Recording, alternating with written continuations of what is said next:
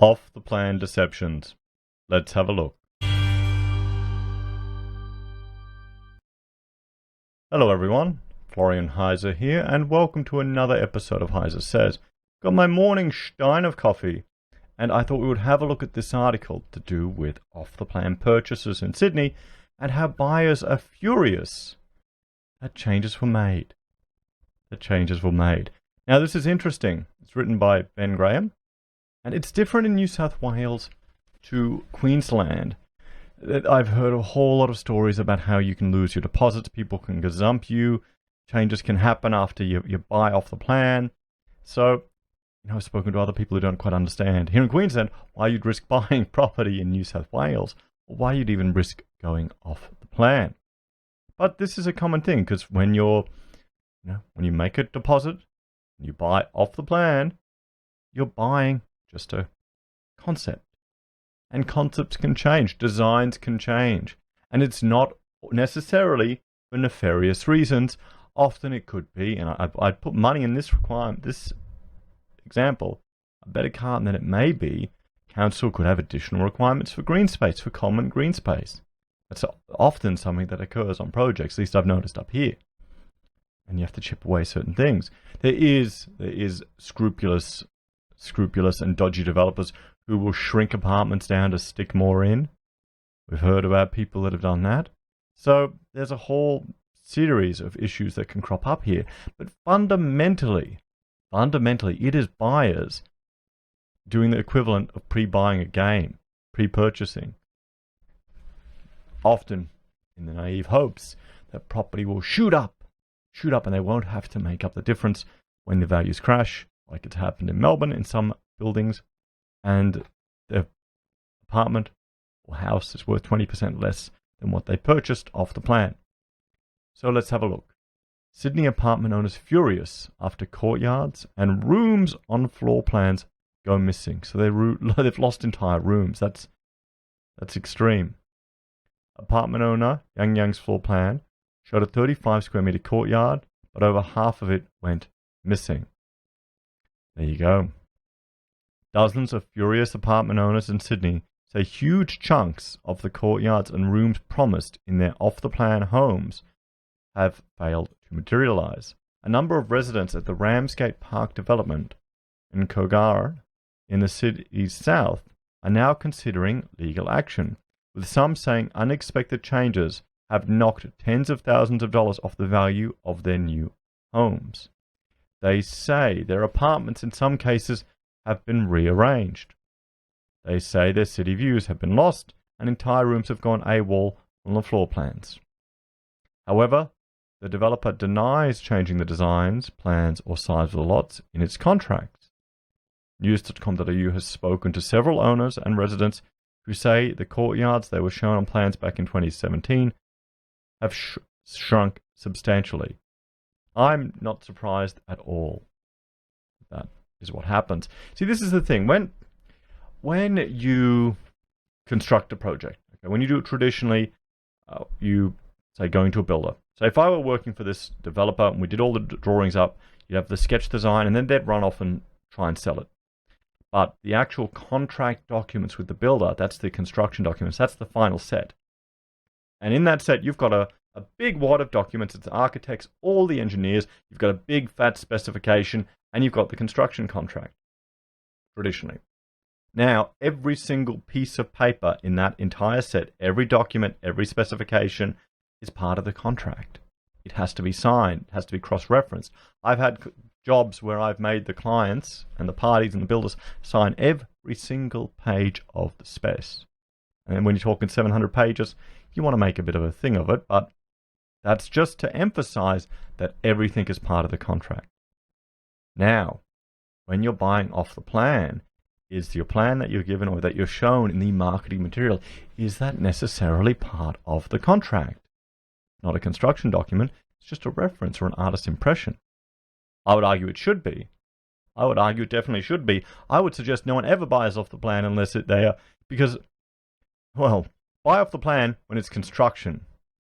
When you've got a set of working drawings, so you can see the engineer's drawings for your apartment, so you can see the certifications report, So you can see the fire engineer's report. So you can get a detailed list of materials that are being installed in your project. That's the only time I would, even though, frankly, I wouldn't dare buying off the plan until after it's been built. But people are buying off, like, sketches. This is a sketch. There's no detail. You look at this drawing, there's no detail. It's just a concept. You've got, the wall thicknesses. It's very preliminary. No understanding of what's going on there. A lot of stuff can change. No falls in the courtyard to how they're going to drain the water. Where are you going to... Where's the stack here? They're going to run that in that wall? Or is that... They're going to put it underneath there? How are they going to drain that? How are they going to drain this? What are they going to try and hide it in here? There's all these issues. Oh, there you go. There's a riser right there. So there's all these potential for changes. So here we go. So it looks like he's lost a lot of space. He's lost a lot of space. They say they arrived recently to find the courtyards have been turned into communal areas for the complex, which is made up of approximately 534 apartments across 4 residential buildings. One of those who thought he'd made a sound investment was Yang Yang, who paid $680,000 for a ground level apartment with a courtyard. Well, yeah, see, the courtyard, that is, look at this space. If this is the one he got, that's going to be where you live. That would be where you would live. You'd set a table out there, you'd relax outside, depending on the privacy you have, but that's a habitable space, particularly depending on the weather. Maybe that's just my Queensland bias. But the thing is that looks like that's been given over to ensure sufficient green space is provided for the development. I haven't looked through the DA, but that's what I'd bet my money on. He told news.com.au he specifically bought the Ramsgate home because he wanted to enjoy an outdoor space where he could sit back and enjoy a coffee. He agreed to buy it from developer JQZ back in 2017 when the floor plan showed there would be a spacious 35 square meter courtyard. I purchased in good faith, knowing that JQZ had a good reputation and delivered good quality, trustworthy company. Sure, mate, sure, he told news.com. So here you got other ones. Huge chunk of courtyards from the floor plan. But at early completion stage in September this year, I drove past the site and saw the shape of my courtyard isn't quite the same as it was on the floor plan. It was then he asked a JBZ or JQZ, which one is it anyway, a worker to measure the courtyard. He found out his promised 35 square meter courtyard was now less than half that, measuring just 15 square meters. Well, the rest of the space where his courtyard was supposed to be had become what he calls a communal nature strip. When he contacted JQZ or JQC, we'll stick with that, they eventually emailed him back saying the strip was his property and he could remove the plants if he wished. Oh, you're kidding. You're kidding. You're kidding. See, this is different to this, isn't it? Could you imagine trying to get permission from the body corporate or whatever it is, the strata group, to build a wall there, to build another wall there, to pave that? Could you imagine what that will be like? Now, if you live in one of these things, let people know in the comments. Those people who haven't had to deal with these type of groups or these, power hungry little political emperors on these body corporates. It would be a nightmare. It would be a nightmare. Let alone the cost to him. Let alone the cost. So, there you go. It was basically saying, no, go away. This is your apartment, your courtyard, and if you don't settle, we will apply a penalty, he said. Financial manager John Flynn bought a Ramsgate apartment as an investment for his young family's future. But he has copped it even worse, telling news.com.au his 45 square metre courtyard has been reduced to a measly 12 square metre space. Other residents who have spoken to news.com.au say their apartments are completely different to what they were sold 2 years ago. Some claim studies have gone missing, the layout of their apartments had changed, and their city views they'd been promised failed to materialize.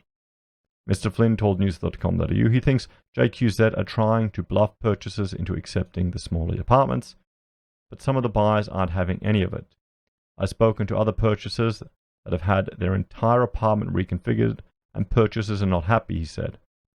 Now, at least 35 of them have clubbed together, and they're in talks with solicitors about taking legal action. They're demanding their contracts are ripped up and their deposits refunded after rejecting JQC's offer of a 2% discount or a replacement apartment. There are similar complaints emerging from buyers at Prime Towers in Macquarie Park in the city's north, which is also developed by JQZ. Apartment owners have written to Fair Trading accusing JQZ of issuing misleading and deceptive contracts. Maria Lee, who bought an apartment there, told the Daily Telegraph, "I'm in the class action. I've lost the study and my balcony has been split into 2 parts. It's now completely useless. It's not the apartment I agreed to buy." In a statement to news.com.au, a spokeswoman for JQZ denied there had been any material change to the design, draft plans, or the size of lots in our contracts. The spokeswoman said, while selling property off the plan, developers needed a degree of flexibility in the construction of developments, as in most cases approvals are yet to be obtained, and the details of the council's and consultants' requirements are yet to be set. And that is fine. I've got no issue with that. That's completely true. But, here's the but. But, if there is any change at all to what they're pushing to the client, and we'll have a look at this, to this extent, any change at all that would affect this drawing, that's part of the contract, they need to inform the potential buyer, the person who's signed the contract on that there is a material change of use to their contract. Because that, I would argue, that is a material change. Well, what do you think, guys? What do you think? And if they haven't done that, well, then I would say, not that I'm a solicitor, seems like they'd be in breach. But you don't know what they can get away with in New South Wales with regard to these things. This is the inherent risk with buying off the plan and these contracts.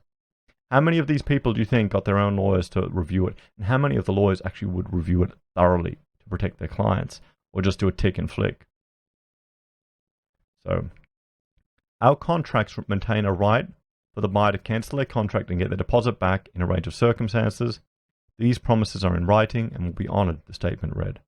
In respect to the claims that certain lot sizes have changed, in the contracts, the parties agree that if the size of the lot has been reduced by 5% or more, the buyers will have the right to cancel their contract and obtain a refund of the deposit. Now, I ask the question, okay, if the size hasn't changed, because technically the size hasn't, if they're saying that's still your lot, but the finish, that's not garden on this drawing, is it? That's tiles. That's the problem.